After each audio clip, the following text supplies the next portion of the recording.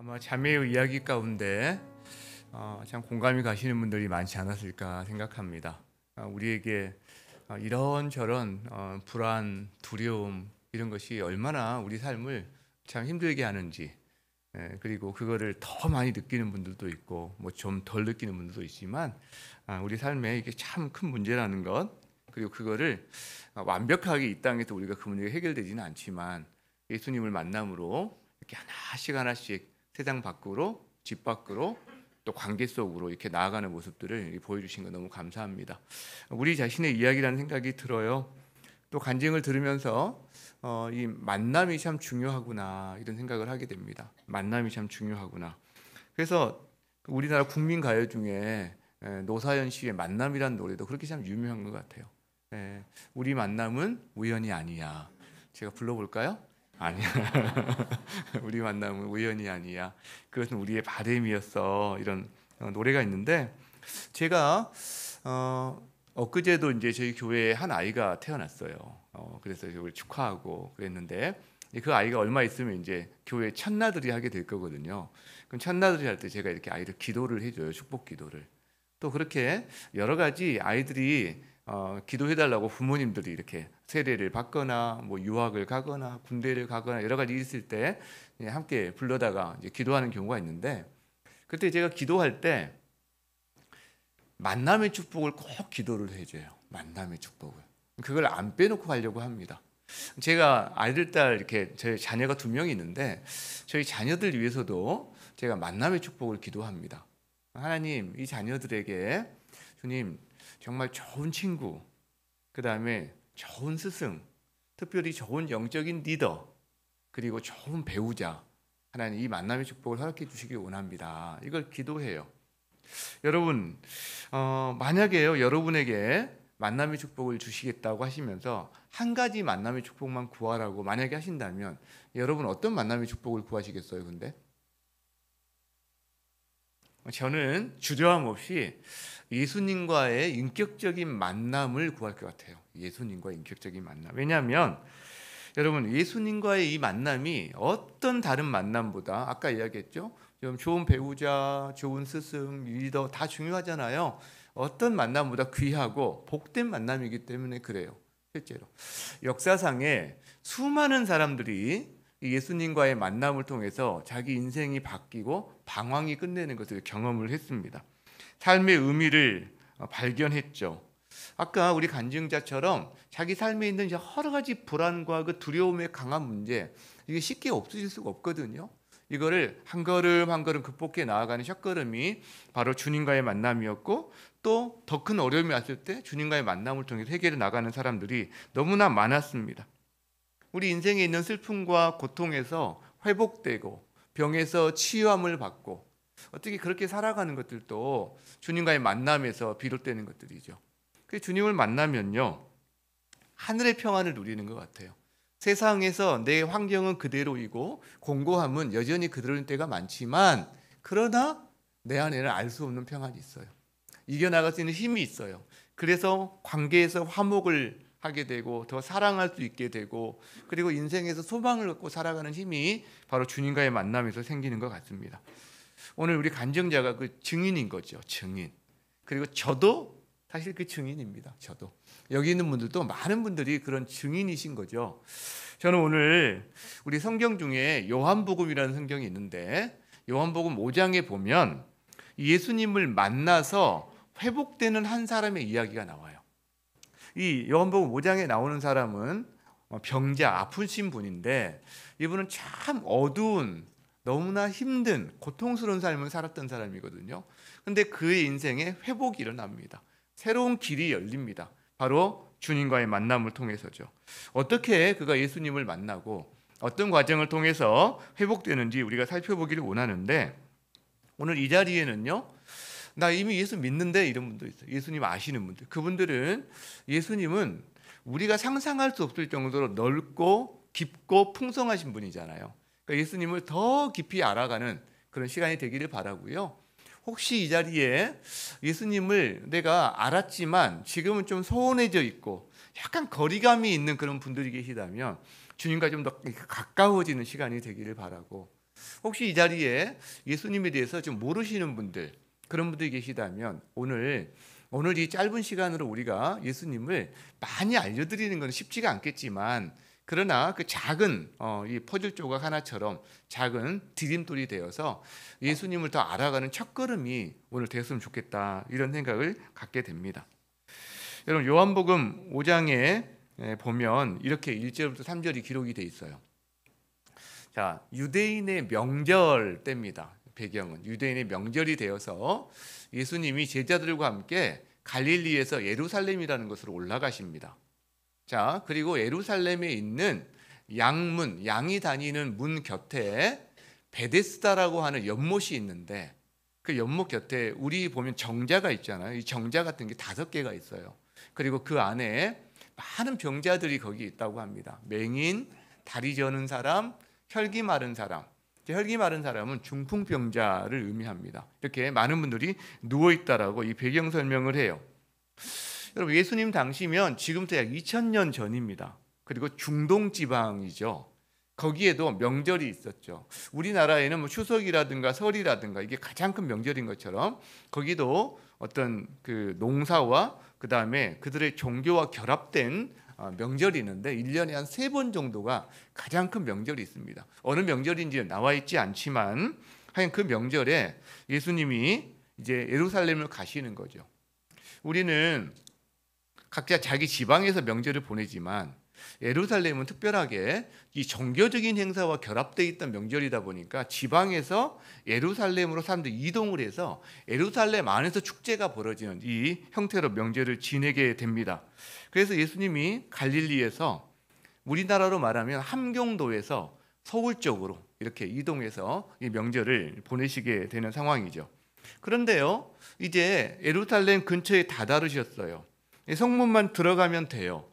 그런데 축제가 벌어지고 있는 성문으로 들어가지 않으시고요, 성문 바깥의 한 장소를 가시는 거예요. 발걸음을 돌려서. 자, 거기가 어디냐? 바로 베데스다 연못이라는 겁니다. 베데스다 연못. 이 베데스다 연못은 작은 연못이 한 20m도 채 되지 않는 폭이 얕고 빗물을 저장하는 이런 장소인데, 자, 거기가 바로 아까 이야기한 것처럼 사람들이, 아픈 사람들이 그 행각에 많이 누워 있는 장소인 거죠. 성 안에서는 지금 축제가 한창이에요. 고대 세계에서 이 명절은요, 볼거리, 먹거리가 굉장히 유일하게 즐길 수 있는 그런 시간이고 장소입니다. 제 어릴 적의 명절을 생각해 보면, 제가 시골 출신이거든요. 아주 그것도 깡 시골 출신이거든요. 생긴 거 그렇게 안 생기게 보이죠. 네. 어쨌든 오늘 유머 한번 성공했습니다. 네, 자, 깡시골인데 설이나 축제, 그 추석 같은 때 얼마나 이렇게 동네가 떠들썩한지 모르겠어요. 그때 이제 설빔도 있고요. 저희들이 운동화도 하나 사주시고요. 동네마다 여기저기서 음식 냄새가 진동을 합니다. 그때만 해도 이게 사물놀이 같은 걸 하면서 동네에서 많이 돌아다니면서 놀았던 것 같아요. 뭐 윷놀이를 한다든가 이런 일이 참 많았는데, 근데 예루살렘도 마찬가지인 거죠. 얼마나 떠들썩하고 볼거리와 먹을거리가 많았을까 싶은데요. 근데 그 명절 분위기가 전혀 나지 않는 한 곳이 있는 거예요. 어딜까요? 바로 성 바깥에 있는 베데스다 연못에 있는 사람들입니다. 여러분, 그곳에 있는 사람들은 이 명절에 관심이 없어요. 아니, 관심이 없다기보다는 오히려 관심을 줄 수가 없고 오히려 고통스러웠을지도 모르겠다는 생각을 해요. 명절에 가장 외로운 사람이 누굽니까? 뭔가 가족과 지낼 수 없고 혼자 소외되어 있는 사람들이 명절이 되면 더 고통을 받잖아요. 그런 것처럼 이 연못에 있는 병자들은 아마 그런 시간이었을 거다. 이들은 즐거워하고 함께 뛰놀 수 있는 그런 사람들이 아니었기 때문에 예수님이 바로 그곳으로 가시는 거예요. 탄식하는 곳, 신음소리가 가득한 곳, 연약하고 아픈 사람이 있는 곳, 그러니까 즐거운 잔치가 아니라 탄식의 장소로 예수님이 발걸음을 일부러 찾아가시는 거죠. 절망과 한숨으로 그 다음에 자기 자리에 주저앉아 있는 사람들을 일부러 찾아가시는 거죠. 소외된 이웃들을 찾아가시는 거죠. 왜 그럴까요? 사랑하기 때문에, 불쌍히 여기기 때문에. 여러분, 자녀 있는 우리 부모들은요, 우리 자녀가 10명이어도 10손가락이 안 아픈 손가락이 없어요. 그렇죠? 근데 이 자녀 중에 지금 뭔가 더 고통을 당하고 있고 더 어려움을 당하고 있는 자녀가 있을 때 그 손가락이 유독 더 아프죠. 그런 거죠, 지금. 왜냐하면 하나님은 우리의 영적인 아버지신데, 그리고 예수님이 우리의 창조주신데, 그분이 이 땅에 오셔서 그렇게 고통을 당하는 연약한 자들을 찾아가신다는 거죠.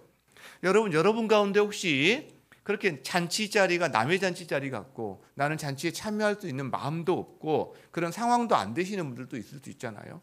여러분 그 자리가 여러분이 신음하고 있거나 지금 조금 어렵거나 아파하는 그 자리가 바로 하나님이 관심을 기울이고 하나님이 특별한 마음을 가지고 찾아가시는 자리일 수 있다라는 것을 여러분은 유념하셨으면 좋겠어요.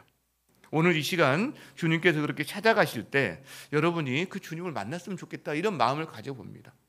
자, 예수님이 그렇게 이제 성문 안으로 들어가지 않으시고 그 다음에 성 바깥 베데스다를 가셨어요. 그러면 다 알아봐야 되는데 베데스다 연못에 있는 병자들이 예수님을 알아보지를 못해요. 아니 관심도 없어요. 왜 그럴까 궁금해집니다. 왜냐하면 예수님은 당시 이스라엘에서 슈퍼스타였어요. 슈퍼스타. 완전 유명한 가장 유명한 셀럽이었단 말이죠. 왜냐? 예수님이 손만 대면 나아요. 5천 명이 모여 있는데 남자들만, 장정들만. 그러니까 다른 사람 다 합치면 한 10,000명, 20,000명 될지도 모르겠는데 거기에 떡 5개, 빵 5개, 물고기 2마리 가지고 5천 명을 먹여요. 여러분 소문이 쫙 나는 거죠. 완전히. 그 사건들이 벌어지는 그런 분이란 말이에요. 사람들이 졸졸졸 예수님만 다 뒤를 따라다닙니다. 그런데 지금 그분이 이 베데스다 연못에 오셨는데 베데스다에 있는 병자들은 예수님에게 관심이 없어요. 알아보지도 못해요. 왜 그럴까요?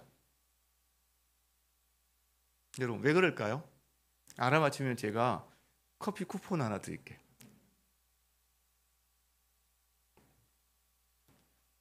그들은요 예수님을 보지 않고 어느 한 곳에 집중해서 보고 있기 때문에 그래요. 뭘 보고 있을까요? 연못의 물만 보고 있어요. 연못의 물만. 왜 그 연못의 수면만 응시하고 있을까? 특별한 소문, 한 전설이 있기 때문에 그래요. 자, 요한복음 3장 5장 3절 4절을 봅시다. 어떤 전설이 있냐면 이 가로를 이렇게 쳐 있다는 것은 저게 성경 원문에 있지 않고 후대에 삽입한 구절이에요. 이걸 설명하기 위해서. 물의 움직임을 기다리고 있어요. 출렁거림을. 이는 한 소문이 있는데 천사가 가끔 연못에 내려와서 물을 출렁거리게 하는데 그 물이 출렁거린 후에 먼저 그 연못에 뛰어들어가는 사람은 어떤 병에 걸렸든지 다 낫는다. 여러분 이것이 사실인지 아닌지는 우리가 알 방법이 없어요. 그런데 이게 후대에 삽입된 그런 구절인 걸로 봐서는 뭔가 전설에 가깝지 않을까? 혹은 그런 비슷한 일이 있었다 할지라도 그것이 나중에는 좀 과장되어서 거의 전설처럼 이렇게 만들어지지 않았을까? 어떤 이런 생각을 해보게 됩니다. 여러분 이것이 어쨌든 간에 그것 때문에 사람들이 또 마땅히 갈 데도 별로 없잖아요. 아픈 사람들 지금처럼 병원이 많은 것도 아니고요. 행각에 모여 있는 거예요. 왜? 지푸라기라도 잡는 심정으로 모여 있는 사람들이 많이 있는 거죠. 그들이 어디를 보고 있을까요? 수면만 봐요. 왜? 물이 찰랑거리는가? 물이 움직이는가? 그것만 보는 거죠. 그들의 유일한 소망이 무엇일까요? 물이 출렁거릴 때 그걸 번져 보고 물속에 뛰어드는 거예요. 그것도 몇 등으로? 1등으로. 여러분 이 베데스다란 뜻이 번역하면 자비의 집입니다. 자비의 집 혹은 뭐 은혜의 집이라고도 할 수 있는데 멋진 이름이죠. 그런데 이 베데스다에 자비가 있나요? 아니요. 무자비한 곳입니다. 무자비의 법칙이 지배하는 곳이죠. 왜? 대다수 사람은 다 실패자가 돼요. 딱 한 명. 언제 물이 출렁거리는지 알 수 없지만 1년에 한 번인지 몇 년에 한 번인지 알 수가 없지만 그 딱 한 명만 승리자가 되고 나머지는요 다 실패자가 됩니다. 여러분 한번 우리가 생각해 볼까요? 만약에 물이 출렁거렸다고 합시다. 누가 물에 들어가서 치료를 받을 수 있을까요? 여기 지금 행각에 누워있는 사람들이 맹인이 있다고 그랬어요. 맹인은요 볼 수가 없어요. 물이 출렁거리는 거를. 그러니까 늦어요. 그다음 다리 저는 사람은요 볼 수는 있죠. 자, 그런데 다리 절고 있기 때문에 뛰어갈 수가 없어요. 그 사람은. 그 다음 혈기 마른 사람은요, 중풍병자는요, 볼 수 있고 출발은 할 수 있지만 누군가 출발하면 옆에 있는 사람들이 가만히 있을까요? 무조건 우당탕탕 아마 그렇게 될 텐데 그때 다른 사람들을 밀치고 힘있게 거기를 갈 수 있는 힘이 없어요. 결국 여기 있는 사람들 셋 다, 이 부류 셋, 맹이든 다리 저는 사람이든 혈기 마른 사람이든 물에 1등으로 뛰어들 수 있는 사람은 없다. 그럼 누가 1등으로 뛰어들 수 있을까요? 그래도 건강한 사람요. 그 안에서 가장 건강한 사람, 가장 힘 있는 사람, 다른 말로 하면 물에 뛰어들 필요가 없는 사람, 그 사람이 물에 뛰어들 수가 있어요. 아이러니죠. 자, 그 사람이 물에 뛰어들어서 뭐 피부병이 걸렸든 어디 뭐가 작은 병이에요. 불편함이 있었겠죠. 어쨌든 그도. 자, 그게 나았다라고 만약에 소리 지르는 순간 나머지 그 곁에 있는 수십 명의 사람들은 눈에 피눈물이 나는 거예요. 야, 이제 또 얼마를 기다려야 되지? 여러분, 이곳이 베데스다입니다. 베데스다. 여러분, 진정 치유할 수 있는 분이 지금 오셨어요. 그 베데스다에. 근데 아무도 예수님을 바라보지 않아요. 왜죠? 수면만 바라보고 있기 때문에, 그리고 다른 사람과의 경쟁만 신경 쓰고 있기 때문에, 여러분, 이 연못은요, 친구가 없어요. 다 경쟁자입니다. 다 적입니다. 누군가 새로운 사람이 오잖아요? 그럼 환영할까요? 아니요. 적이 하나 느는 거거든요. 경쟁자가. 근데 그가 만약에 좀 나보다 건강한 사람이면 완전한 경쟁자가 되는 거죠. 정말 내가 누구를 짓눌러야만, 누구를 밟아야만 살 수 있는 그런 환경이라는 거. 슬프고 정말 처참한 장소인 거죠. 여러분, 이것이 당시 베데스다의 모습입니다. 이것이 당시 유대 사회의 축소판입니다. 그 시대를 살아가는 사람들의 세상의 모습이라는 거죠. 그러면 2000년 전 유대 사회에만 그랬을까요? 여러분, 지금은 어때요? 여러분이 사는 세상은 어떻습니까? 똑같죠. 우리 시대의 모습과 똑같아요. 우리 시대의 모습과. 저는 우리 시대의 모습을 생각하면서 그런 생각을 해요. 무한 경쟁의 정글 속을 살아가고 있는 사회 같다, 이런 생각을 합니다. 무한 경쟁이에요. 정글 같아요. 왜? 우리도 1등, 소수가 아니고서는 다 실패자를 만들어버리는 구조적인 그런 결함 가운데 우리가 살아가고 있어요. 서로 경쟁시켜요. 이게 우리가 살고 있는 한국 사회의 모습입니다. 여러분, 우리가 이거 다 느껴요. 모든 세상이 다 경쟁적인 건 맞지만 유독 우리나라는 이게 더 심한 것 같아요. 실제로. 여러분, 그게 우리가 뭐 설문지를 보지 않아도, 매스컴을 보지 않아도 이미 다 아는 거지만 설문조사 같은 데 보면 너무나 이게 특징이 잘 드러납니다. 한국, 우리나라와 가장 잘 어울리는 이미지를 한번 대봐라 그랬더니 1등이 뭔지 아세요?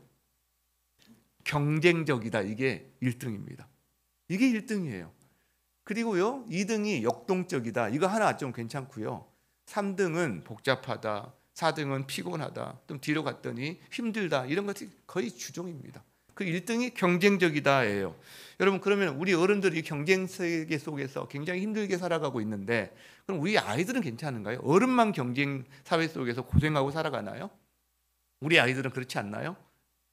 아니죠. 괜찮지 않습니다. 설문을 해봤더니 4명의 아이 중 1명이 불행하다고 해요. 대답을 해요. 특히 초등학생들은 가정 불화 때문에 자기가 행복하지 않다라고 대답을 주로 하고요. 중고등학교 학생들은 학업 문제, 이 공부 문제 때문에 주로 행복하지 않다, 이렇게 대답을 많이 합니다. 그래서 아동 우울증이 지금 급격하게 늘고 있는데 최근 5년 사이에 아동 우울증이 거의 100% 늘었어요. 거의 2배로. 너무나 불행한 수치인 거죠. 여러분, 그러면 아이들만 그렇게 경쟁에 내몰려서 좀 불행하고, 그럼 청년들은 괜찮나요?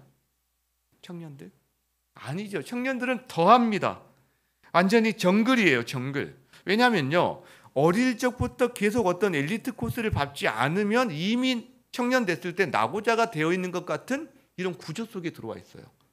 너무 기이한 구조죠. 힘든 구조죠.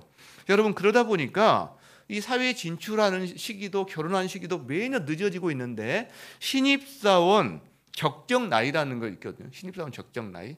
이 평균이 올라가고 있어요. 매년 올라가는데 작년에 몇 살이었냐면 남성은요 29.4세입니다. 군대 갔다가 대학 졸업하면 몇 살이죠? 보통 한 26살 정도 되지 않나요? 뭐 빠른 사람은 25일 거고. 근데 29.4세가 되어야 평균 직장에 들어간 평균이 되는 거예요, 지금. 여성은 27.6세. 그러니까 결혼도 늦어져요. 결혼한 사람들 2022년 평균을 재봤더니 평균 초혼 연령이 매년 올라가고 있는데 2022년에 남성은 33.7세예요. 놀라지도 않아요, 여러분. 그냥 다 너무 대범해. 그냥 혹은 나는 결혼했으니까 그런 거 아니에요, 혹시? 여성은 31.3세예요. 여러분 놀라운 수치죠. 이것도 매년 올라가고 있거든요. 매년. 그러니까요, 사회에 진입하는 연령도 높아지고요. 결혼도 당연히 늦어지고요. 그러니까 아이를 낳는 것도 어려워지고요. 회피하고요. 심지어는 그러다 보니까 이 경쟁에 너무 지쳐서 경쟁 자체를 포기해버리는 청년들이 지금 기하급수적으로 늘고 있는 거죠. 이런 상황 가운데 우리가 있다는 거죠. 저는 그런 생각이 들어요.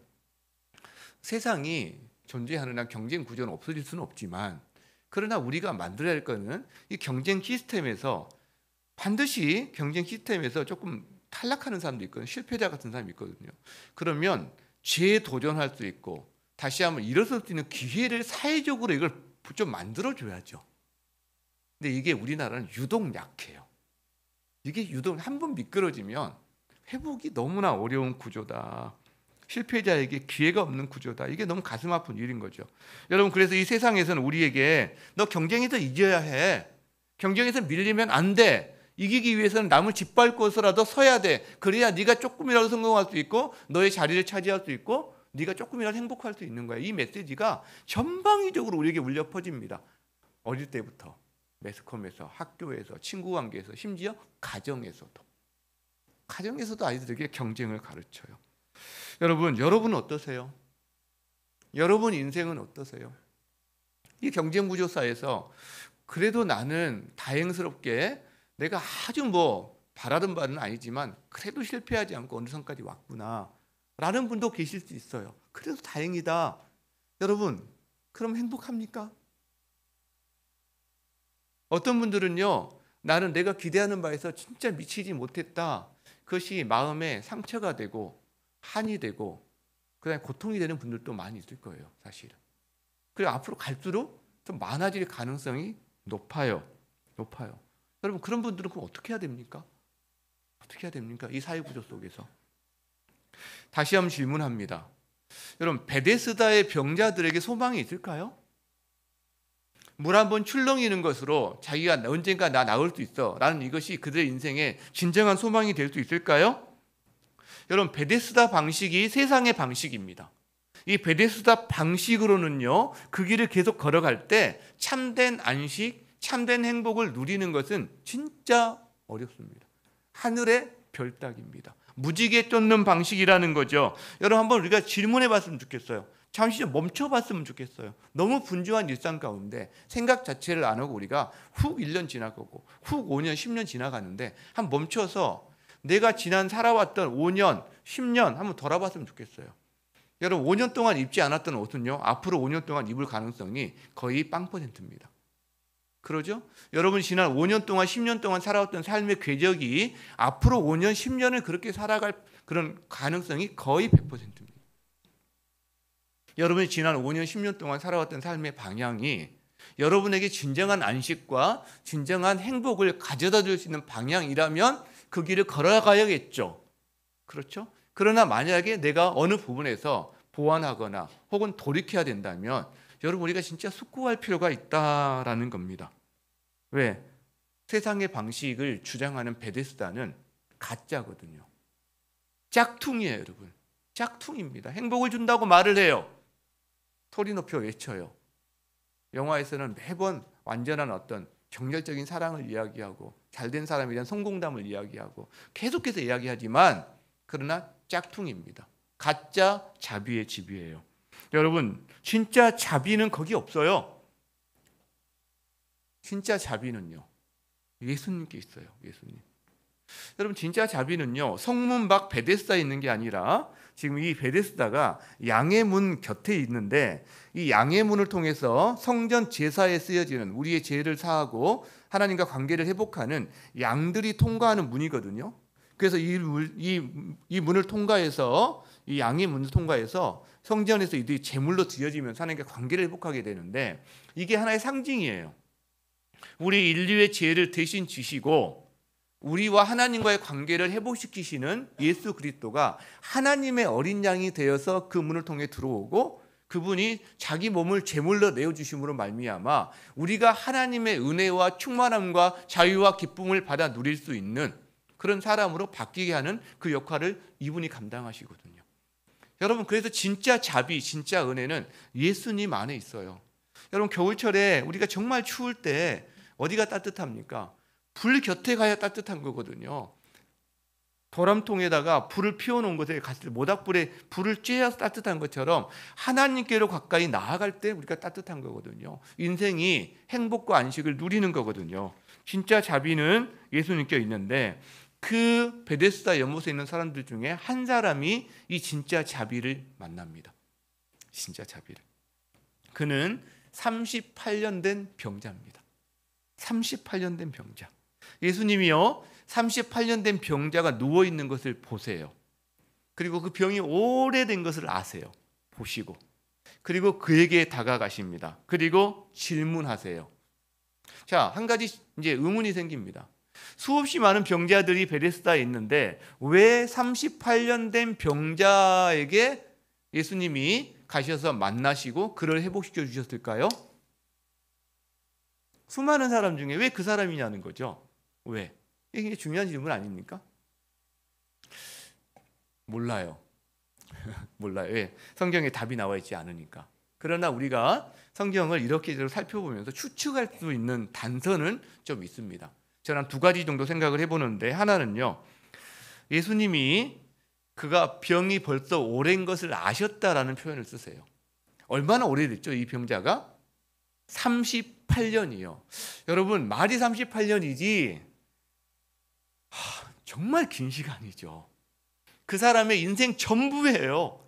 당시 유대인들의 남성 평균 수명이 약 40살이 못 되던 시절입니다. 2000년 전에.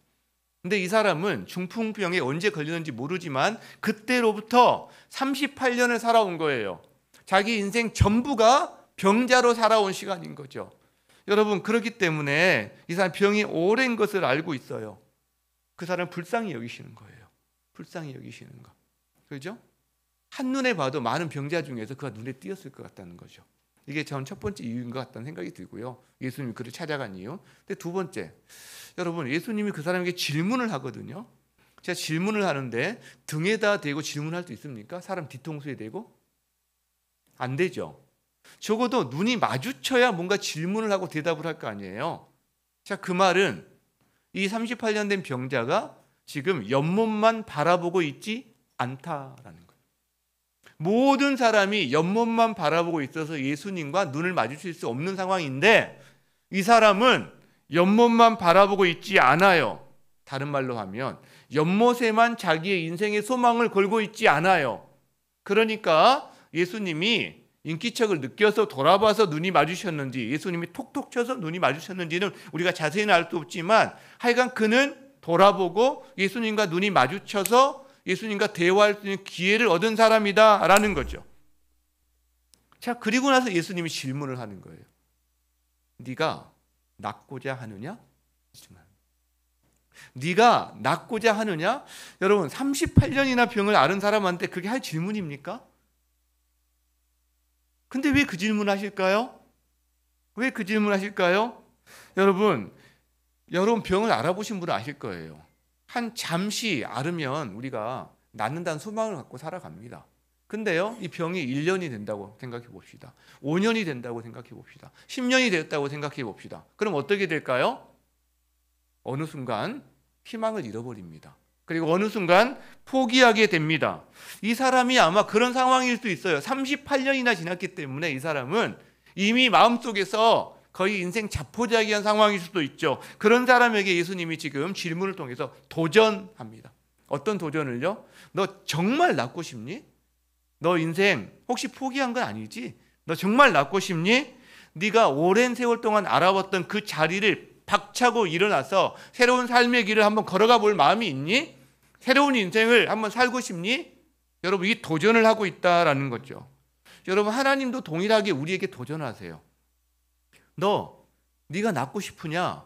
무슨 말입니까? 네가 네 인생의 실패 속에서, 네 인생의 환란 속에서 자리에 주저앉아 있다면 계속해서 그 길, 거기에 주저앉아 있을 거니? 아니면 일어서서 한번 새로운 길을 가볼 거니?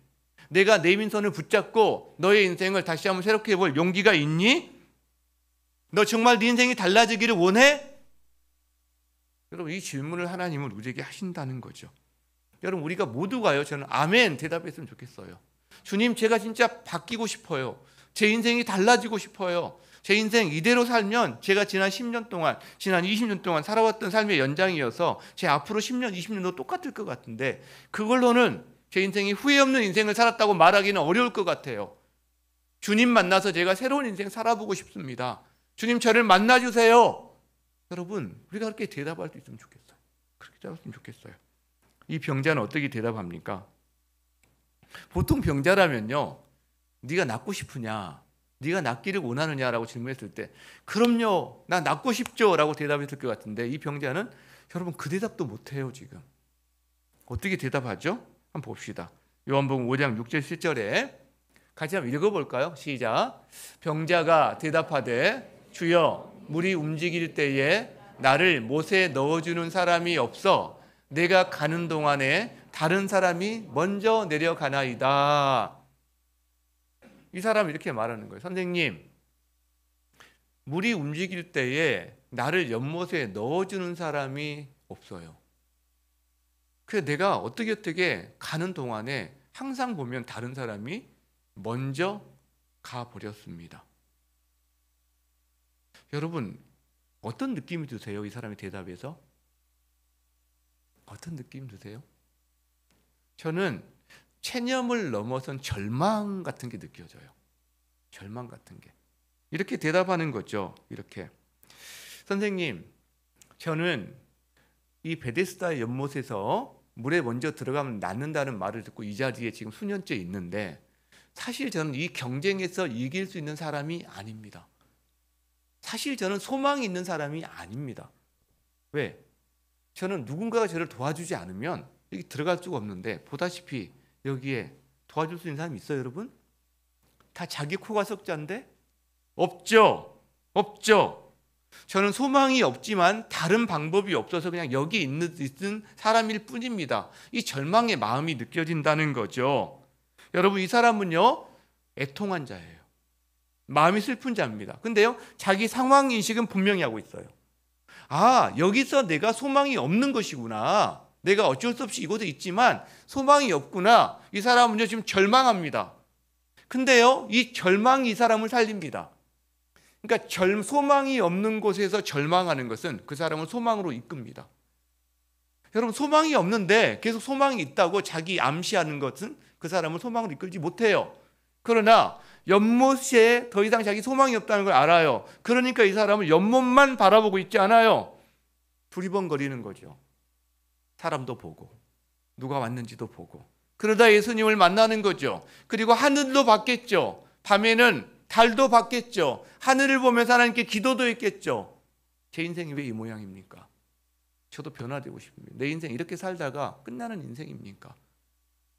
여러분, 하소연 같은 기도도 했겠죠. 하소연 같은 기도도 했겠죠.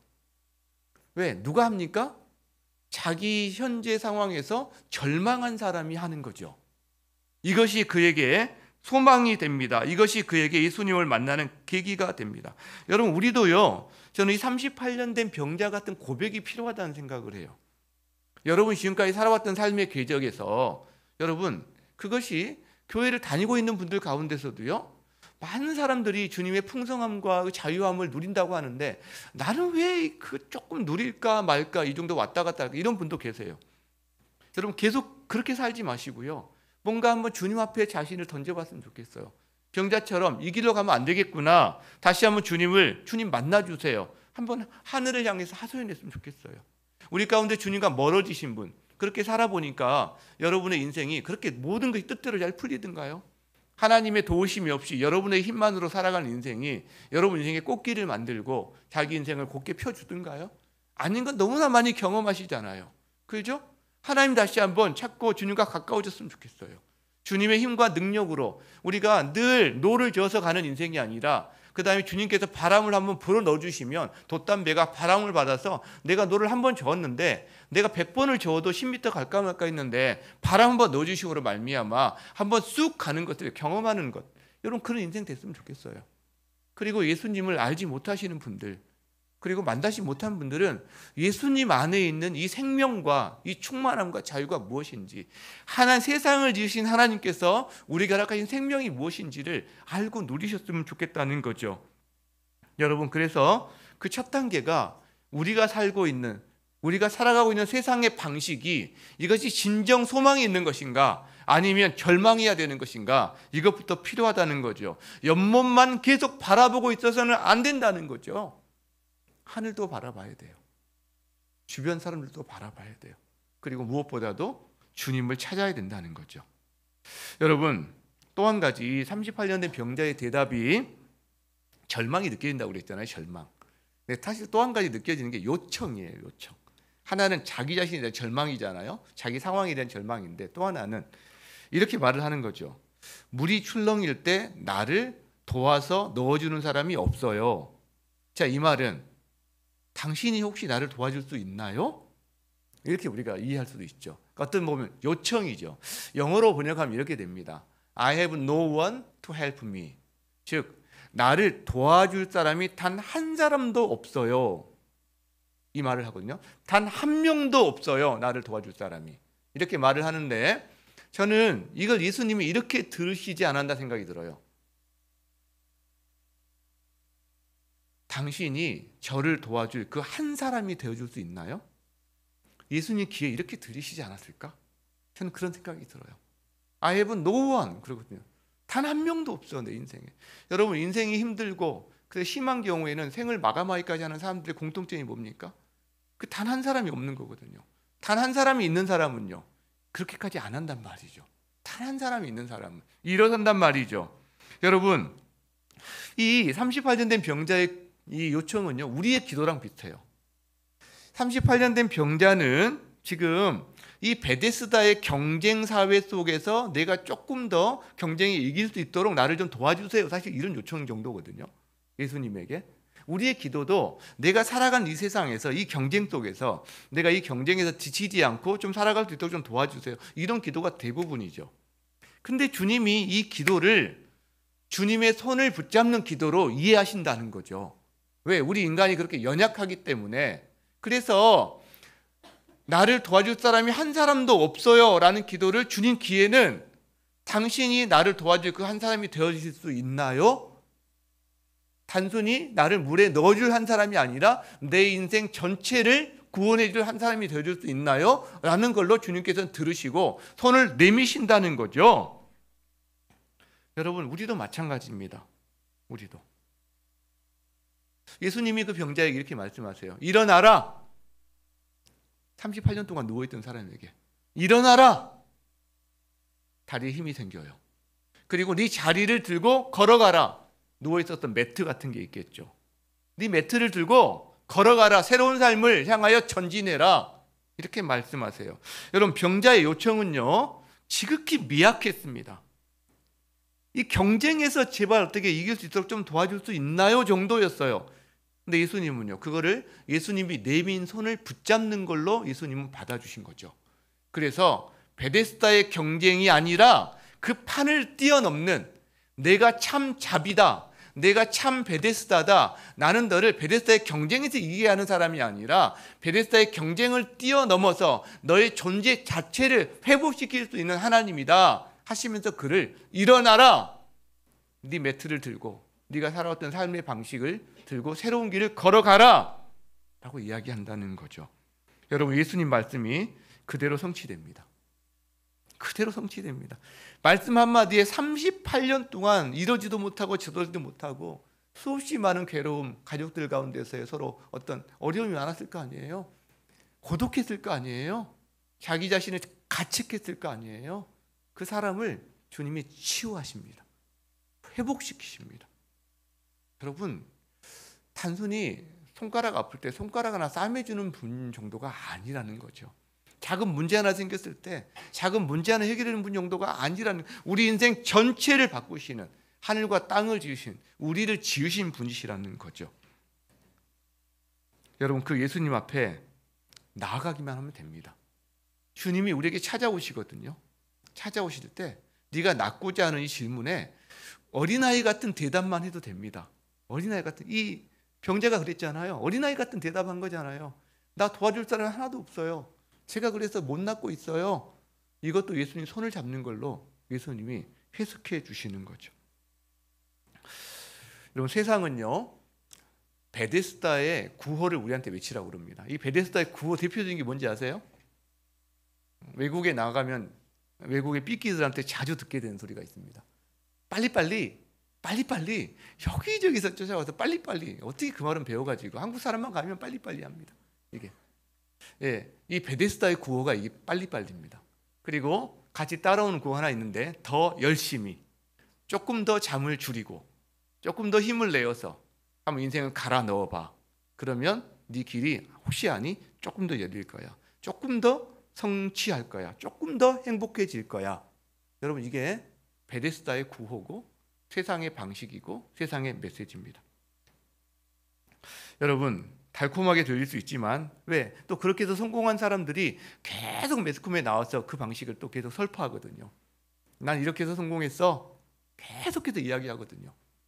여러분, 그러나 그 방식이 모든 사람이 행복한 방식이 아닙니다. 성공한 사람도요, 80대 20 안에 드는 사람은 20 안에는 또 거기서 80대 20이 8대 2가 또 나눠집니다. 그 안에 또 8대 2가 또 나눠집니다. 끝이 없습니다. 이 성공의 사다리 속에서는 누구나 다 실패자가 되어버립니다. 왜? 이 베데스다 연못은요, 경쟁 구조예요. 경쟁 사회는요, 비교를 낳습니다. 비교하면 반드시 비참해집니다. 혹은 교만해집니다. 대부분이 비참해지고요, 몇 사람이 교만해집니다. 자기가 좀 낫다고. 근데 서로가 망하는 길입니다. 그래서 경쟁 사회는 비교되고 완전 다 함께 망하는 구조가 이 경쟁 사회고 경쟁 구조입니다. 여러분, 이제 베데스다의 38년 된 병자처럼 거기에 소망이 없다고 선언하시기 바랍니다. 그래서 연못의 수면만을 바라보는 인생이 되지 마시기 바랍니다. 찾아오시는 예수님을 알아차릴 수 있는 여러분의 감수성이 있기를 바랍니다.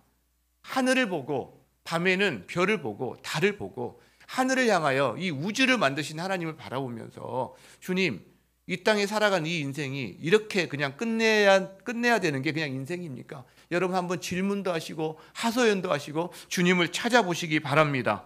주님의 도우심을 구하십시오. 서툴러도 됩니다. 아이처럼 해도 됩니다. 이 병자처럼 해도 됩니다.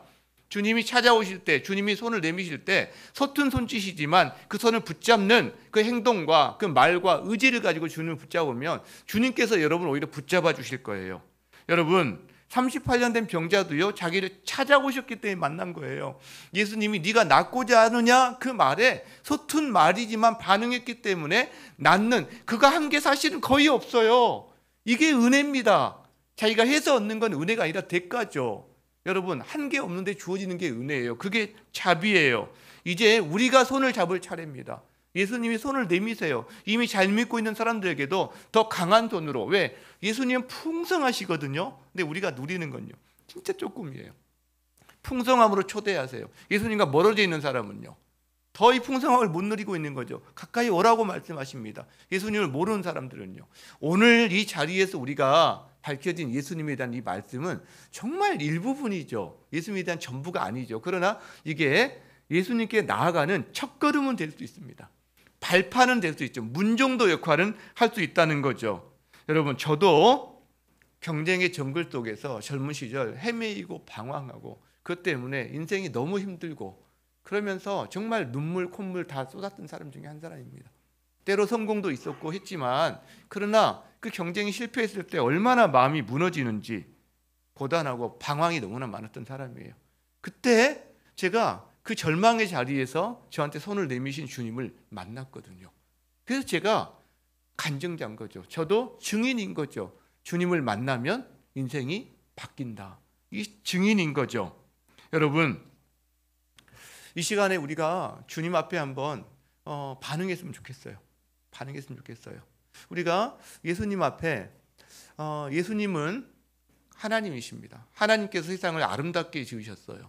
질서대로 창조하셨어요. 풍성하게 지으셨어요. 그런데 하나님을 몰아내고 자기가 주인이 된 세상이 바로 죄의 세상입니다. 세상이 깨어져 버렸어요. 깨어진 세상에서 사는 사람들은 신음합니다. 공기가요, 만약에 이 가운데 매연이 가득 차 있다. 우리가 사는 이 죽전 땅, 이 한국 땅 가운데. 그러면 개인적으로 그 매연을 마시지 않고 살아갈 수 있는 사람 아무도 없습니다. 오염됐기 때문에 영향을 받는 거거든요. 매연 자체가 없어져야 우리가 깨끗한 공기를 살아가는 거죠. 여러분, 우리가 죄 가운데 살아간다는 건 그거예요. 내 개인의 행동과 상관없이, 내 개인의 의지와 상관없이 이미 죄에 오염된 세상에 살고 있기 때문에 우리는 매연을 마시면서 살아가고 있는 거랑 마찬가지인 세상입니다. 예수님이 그 죄를 없애시기 위해서 하늘에서 이 땅에 오셨고 우리의 죄를 짊어지고 십자가로 가셨고 거기서 대신 죽으셨죠. 그리고 이제 말씀하십니다. 이 사실을 믿는 자, 그래서 네가 더 이상 네 인생의 주인이 아니라 하나님을 너의 인생의 주인으로, 예수 그리스도가 너의 인생의 주인이고 예수님이 너를 구원하신 구원자라는 사실을 이게 믿는 사람은 내가 너에게 하나님의 자녀가 되는 권세를 주겠다. 새로운 인생을 살 수 있는 그 길을 열어주겠다. 그러면서 하나님의 풍성함, 그분의 자유와 하늘의 평안을 누리는 삶을 이 땅에서부터 살 수 있는 길을 열어주신다고 약속하십니다. 그 실예로 오늘 베데스다에 38년 된 병자, 어떤 의사도 손댈 수 없는 그 사람을 주님이 말씀 한마디로 고치시는 거죠. 그게 사인인 거죠. 여러분, 이 예수님을 이 시간에 여러분의 주인으로, 여러분 삶의 구원자로 이 시간에 맞이하시기를 바랍니다. 마음의 문을 여시기를 바랍니다.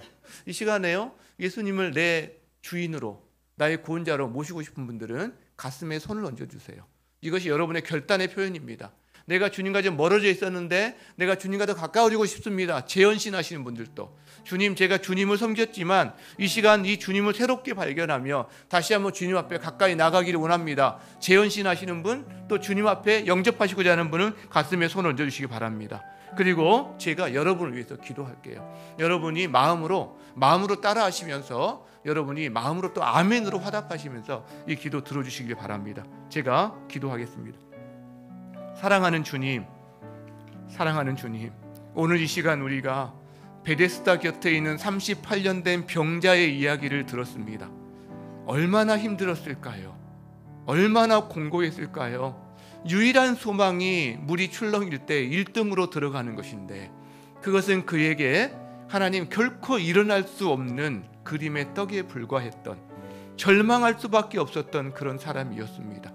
세상에서 소망이 없이 경쟁 구조 속에서 실패자로, 낙오자로, 소외된 자로 살아갈 수밖에 없었던 그 사람을 우리 주님이 찾아가십니다. 하나님, 38년 된 병자가 바로 접니다.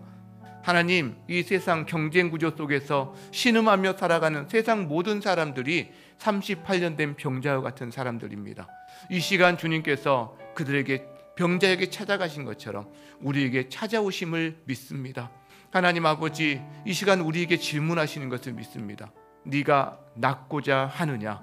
너의 삶의 자리, 네 힘으로 살아왔던 공고한 인생의 자리를 벗어나 이제 하나님의 힘과 능력으로 살아가는 그 자리를 네가 진정 원하느냐? 새로운 인생의 주인으로 예수님을 모시고 주님의 말씀을 따라 사는 삶으로 너의 인생 드리기를 소망하느냐? 질문하십니다. 주님, 가슴에 손을 얹고 기도하는 사람들, 예, 주님, 저는 주님을 저의 인생의 구세주로, 저의 주인으로 모시고 주님 안에서 살기를 원합니다. 이 고백으로 나아갑니다.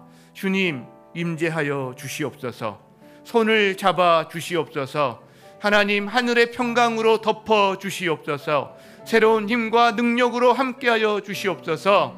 38년 된 병자에게 말씀하셨던 것처럼 일어나라. 너의 삶의 자리, 너의 슬픔과 너의 고난과 고통의 자리에서 일어나라. 그리고 네가 살아왔던 삶의 방식, 그 매트리스를 들고 이제 하나님이 인도하시는 그 길로, 생명의 길, 평안의 길, 축복의 길로 담대하게 걸어가라 말씀하고 계십니다. 하나님, 아멘으로 화답하는 자들에게 이 은혜를 베풀어 주시옵소서. 수고하고 무거운 짐진 자들아, 다 내게로 오라. 내가 너희를 쉬게 하리라. 하나님, 오늘 간증자의 그 고백과 같이 주님 앞에 나아가는 자는 하나님, 주님 안에 진정한 안식을 얻게 될 줄 믿습니다. 이 은혜로 함께하여 주시옵소서. 여호와는 나의 목자시니 내게 부족함이 없으리로다.